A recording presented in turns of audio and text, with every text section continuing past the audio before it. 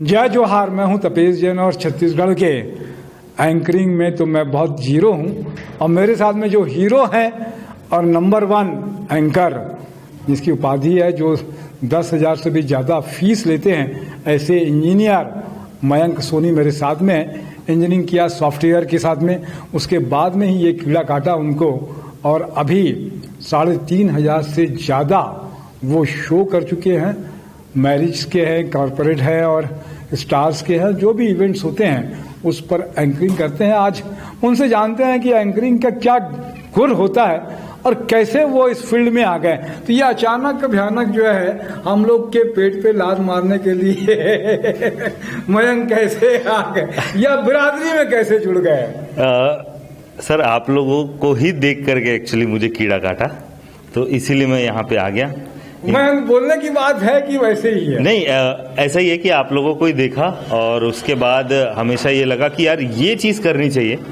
मतलब अच्छा लगता है ना कि बोलने के कोई पैसे दे रहा है, तो वो बहुत अच्छा लगा और इसीलिए इसमें आ गए। तो कैसे आपने सॉफ्टवेयर इंजीनियरिंग किया था, उसके बावजूद इसमें आ गए, तो लगता नहीं है कि गड़बड़ा गया मामला? नहीं सर, इंजीनियरिंग तो इसीलिए की थी कि अगर इसमें कुछ नहीं हो पाया तो वहाँ कुछ ना कुछ नौकरी तो मिल ही जाएगी। तो एंकरिंग इसलिए की थी। और एंकरिंग इसलिए की थी कि कहीं ना कोई काम मिल जाएगा? हाँ, इंजीनियरिंग इसलिए की थी? दोनों ही चीजें कि अगर एंकरिंग में कुछ नहीं हो पाया तो इंजीनियरिंग से हो जाएगा और इंजीनियरिंग से कुछ नहीं हो पाया तो एंकरिंग से हो जाएगा। एक चीज होनी चाहिए कम से कम। तो उसके बाद में वो शौक बढ़ा, उसके बाद में आप करते गए। तो क्या लगता है कि एक अच्छे एंकर बनने के लिए क्या कुछ खासियत होना चाहिए? देखिए सर, अच्छा एंकर बनने के लिए खासियत मैं नहीं समझता हूँ कि कोई स्पेशल होनी चाहिए। बोलना सबको आता है, हर कोई जानता है, अच्छा बोलना चाहता है, सबको मालूम है। थोड़ी सी शब्दों की नॉलेज और अगर उसे अच्छे से बना करके आप बोल सकते हैं तो आप एक अच्छे एंकर बन सकते हैं। हाँ, छोटी छोटी टेक्निकलिटीज हैं जिनको आपको थोड़ा सा अपने आप के अंदर भरना पड़ेगा और जैसे ही आपने अपने आप के अंदर वो छोटी छोटी टेक्निकल चीजें भर ली, आप एक एंकर बन जाएंगे। तो बहुत मुश्किल नहीं है, आसान है। पहली बार जब आपने एंकरिंग शुरू की थी तो क्या कुछ लगा था, घबराहट होती है, जो फोबिया होता है या परेशानी होता है, वो ऐसा कुछ हुआ आपके साथ? सर, सबसे अच्छी बात यह है कि बाद में डर लगा मुझे। अच्छा, पहले मुझे डर नहीं लगा।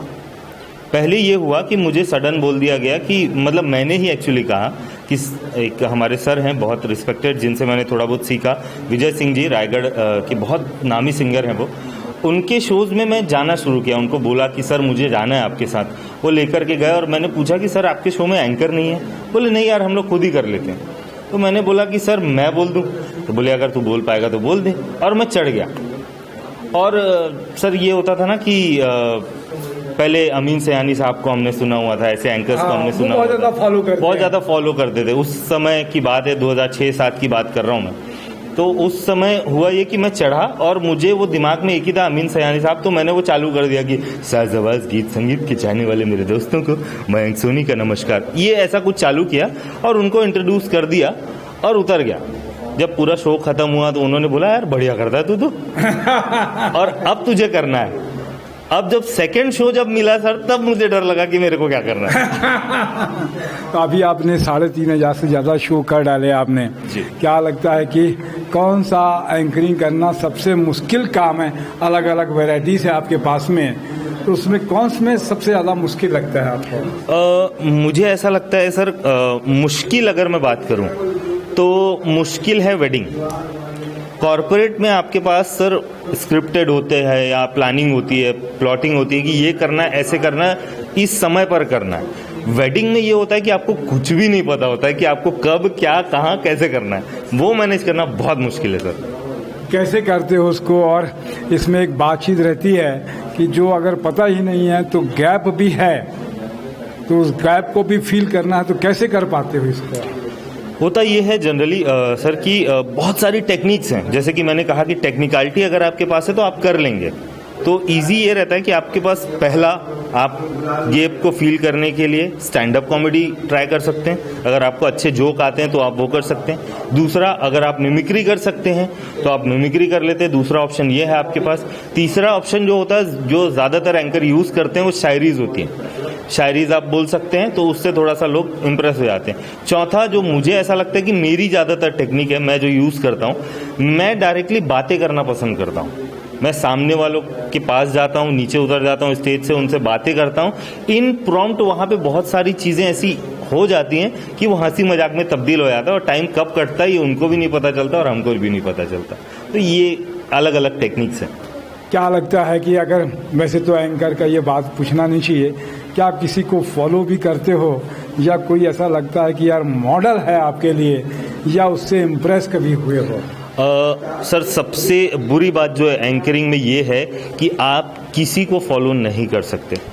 मैं आपको एक एग्जांपल से समझाता हूँ कि अगर कोई बहुत अच्छा सिंगर है और मोहम्मद रफ़ी साहब को गा रहा है, किशोर दा को गा रहा है, सोनू निगम को सेम गा रहा है, और जब वो गाकर स्टेज से उतरेगा तो लोग तारीफ करेंगे, अरे बाप रे, रफ़ी साहब जैसा गा दिया इसने, सोनू निगम जैसा गा दिया, सेम गा रहा है, उदित नारायण जैसा सेम गा रहा है। बट अगर मैं एंकरिंग में किसी, जैसे मनीष पॉल है या जय हैं, बहुत सारे ऐसे बड़े बड़े एंकर्स हैं, अगर मैं इनको फॉलो करूं तो लोग मुझे बोल देंगे कि अरे यार ये तो कॉपी कर रहा है।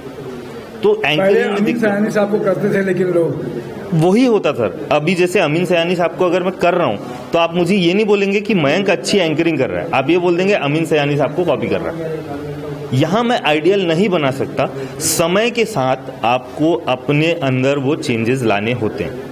पहले अमीन सयानी साहब को आप सुनते थे, फिर शान को सुना आपने, सोनू निगम को सुना, आगे आप बढ़ते चले गए, आदित्य नारायण को सुना आपने, अभी मनीष पॉल को सुन रहे हैं आप। ऐसे बहुत सारे एंकर्स हैं जिनको आप सुन के उनसे थोड़ी सी चीज़ें ले सकते हैं अपने अंदर, पूरा कॉपी नहीं कर सकते। तो आइडियल कोई नहीं हो सकता, आप खुद हो। और क्या कुछ कहना चाहोगे? बहुत सारे दर्शक भी है और एंकरिंग करने वाले, इस फील्ड में जाने वाले, तो न्यूज़ का भी मामला है, न्यूज़ में भी एंकरिंग होती है प्रोग्राम के अलावा, वो अलग तरीके का एक डिफरेंट पार्ट हो गया। तो क्या कुछ कहना चाहोगे लोगों से? मैं यही कहना चाहूँगा कि अगर कला से प्यार है और किसी चीज़ में अगर आपका पैशन है ना, तो भिड़ जाओ।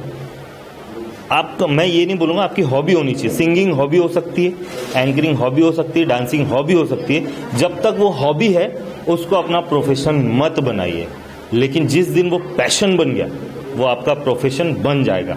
तो पागलों की तरह अगर भिड़ सकते हो तो ही इस फील्ड में आना, और नहीं तो मत आना। बहुत अच्छी बात है कि हमेशा निश्चित रूप से पैशनेट होना जरूरी है, और जो भी काम करें मन लगाकर करेंगे तो डेफिनेटली निश्चित रूप से सफलता मिलती है। आपने मयंक समय दिया, मयंक सुनी थे ये, और मैं तपेश जैन, नरेंद्र ठाकुर के साथ में। जय जोहार, जय छत्तीसगढ़।